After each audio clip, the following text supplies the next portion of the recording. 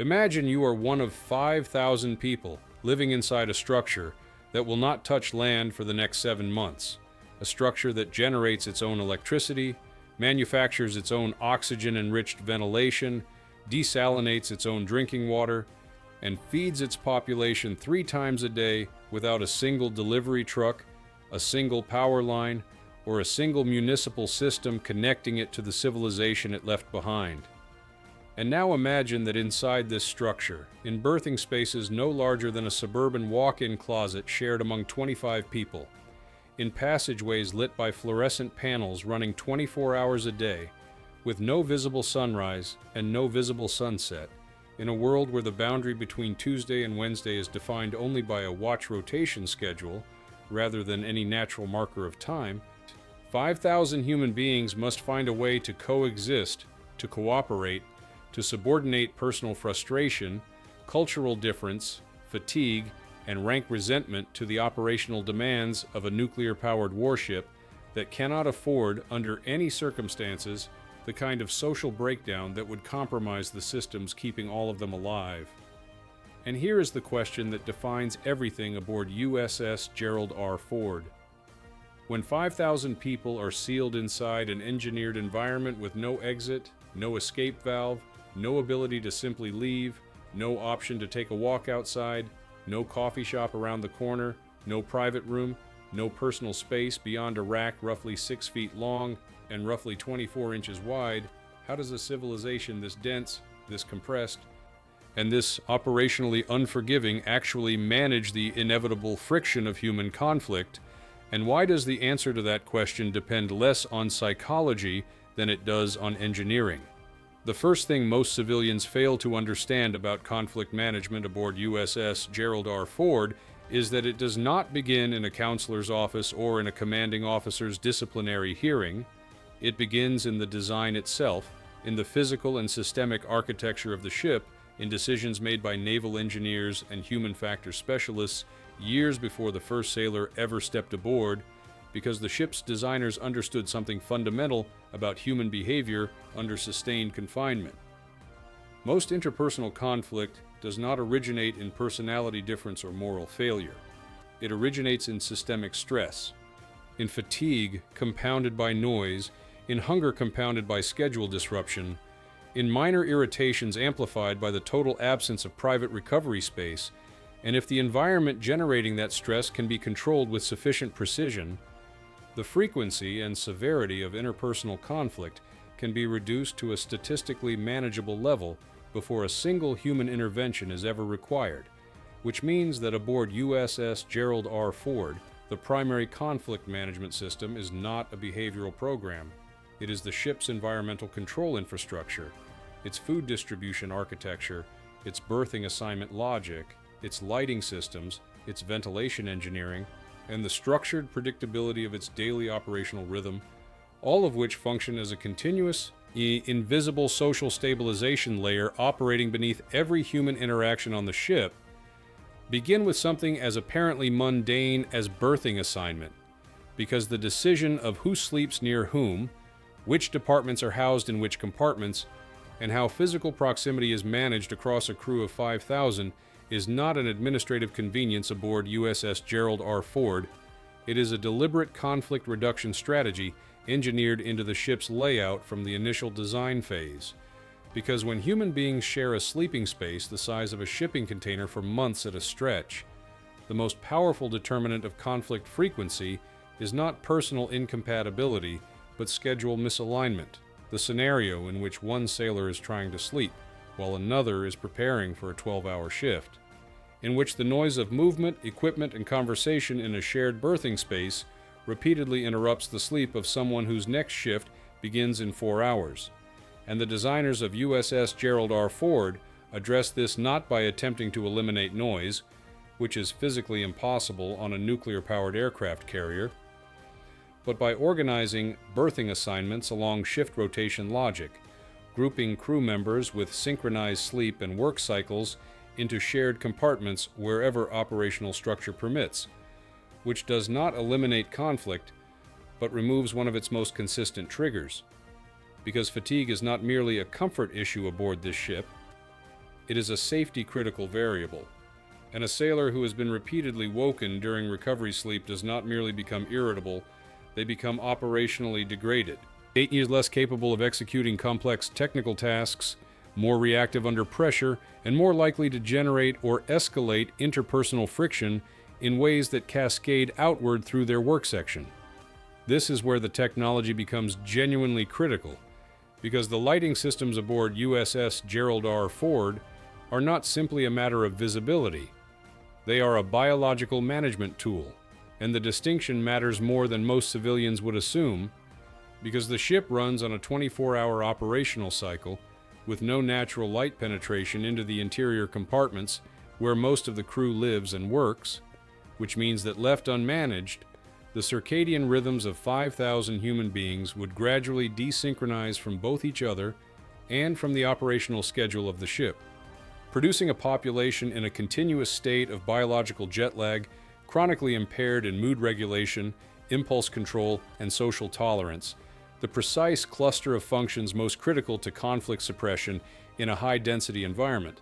And to prevent this, the ship's lighting infrastructure is calibrated not just for brightness, but for spectral temperature, with warmer, lower-intensity lighting in berthing areas during designated rest periods and cooler, higher-intensity full-spectrum lighting in workspaces during operational hours, a system designed to maintain biological rhythm alignment across rotating shift populations.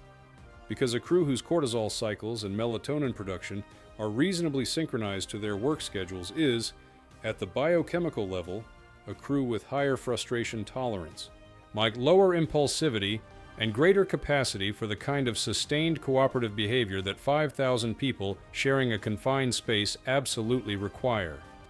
But this creates a new layer of systemic pressure, because USS Gerald R. Ford does not run on a single shift. It runs on 3 overlapping shifts simultaneously, which means that at any given moment, 1/3 of the crew is working, 1/3 is in recovery, and 1/3 is in a transitional state between the two, and the ship's ventilation, food service, and environmental systems must support all 3 populations concurrently in the same physical structure. And here is where the conflict management architecture becomes most precisely engineered, because the galley operations aboard USS Gerald R.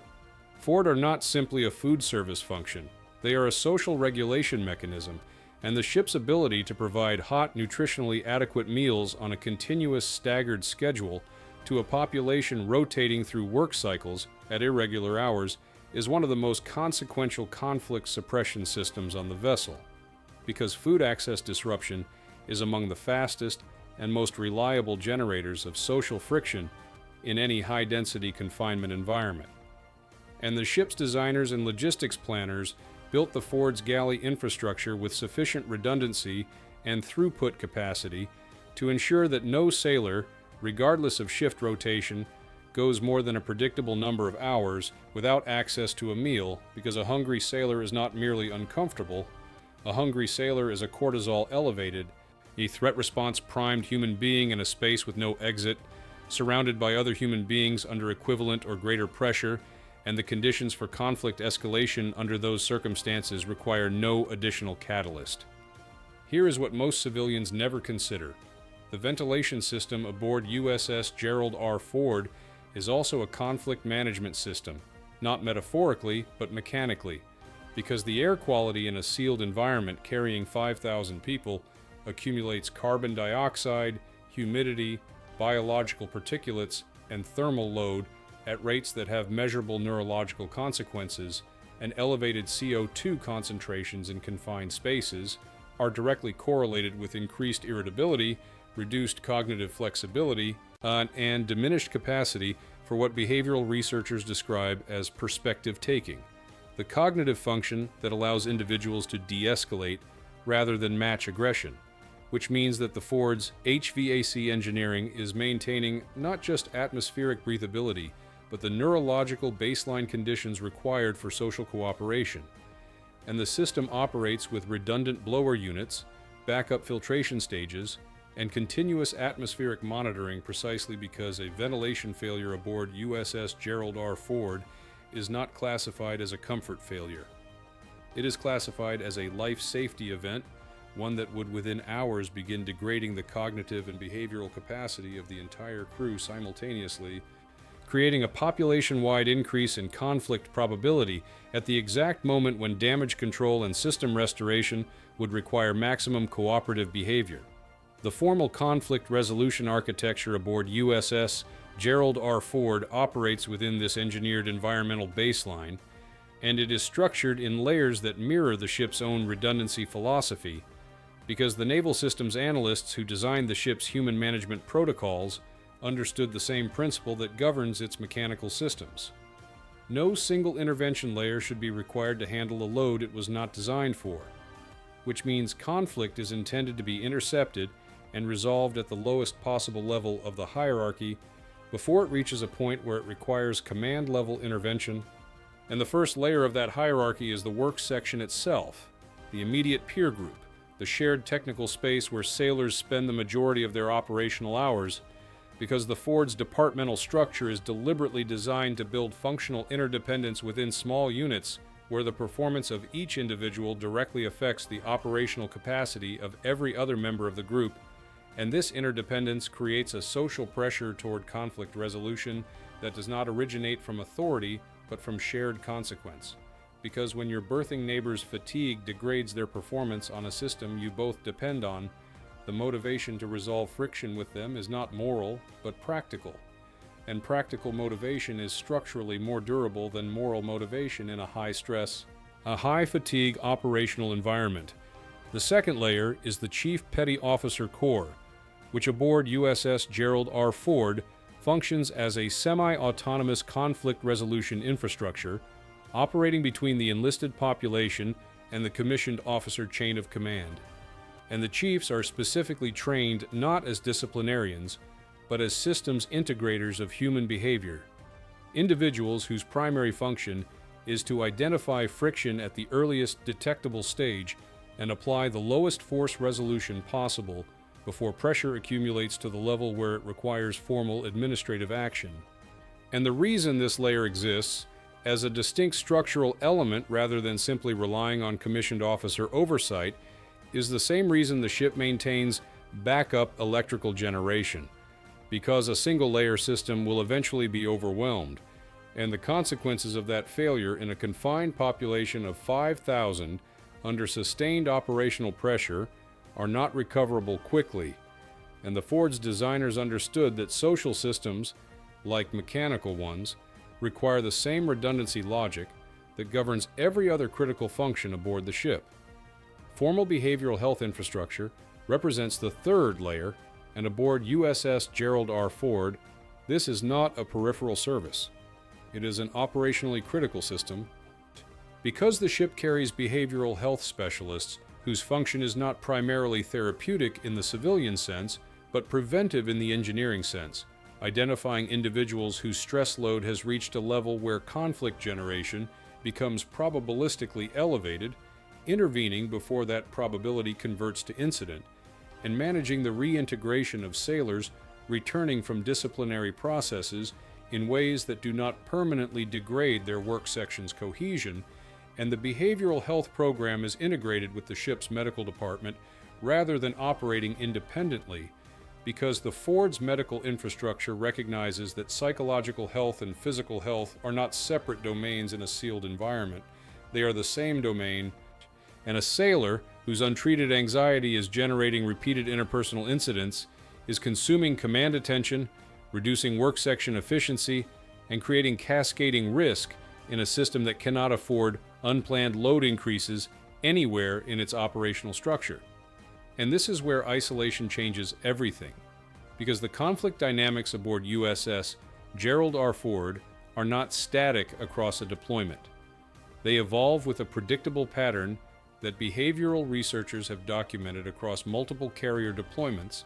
a pattern in which the first weeks are characterized by novelty suppression of friction,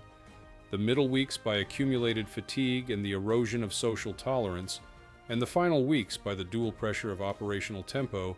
and the approach of homecoming creating its own distinct stress signature.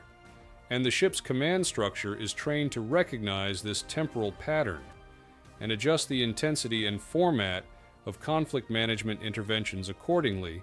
not reactively but anticipatorily, because reactive intervention in a system this complex and this densely loaded always costs more than predictive intervention. And the same engineering logic that governs the Ford's mechanical maintenance schedules, the philosophy that scheduled intervention at known stress points prevents catastrophic failure, governs its human management architecture as well.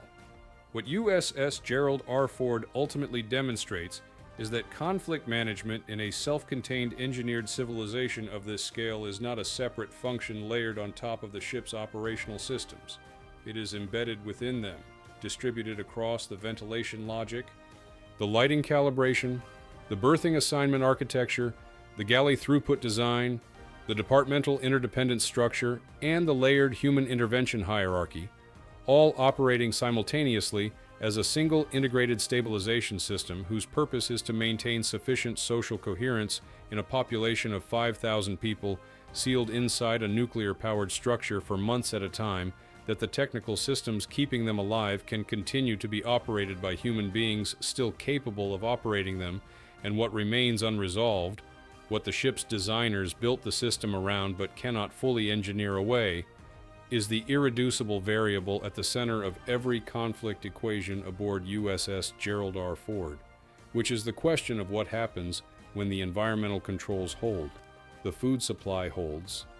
the lighting calibration holds, the ventilation holds, the redundancy layers hold, and the conflict still escalates anyway, because the one system aboard this ship that does not have a mechanical backup is the one running on human judgment.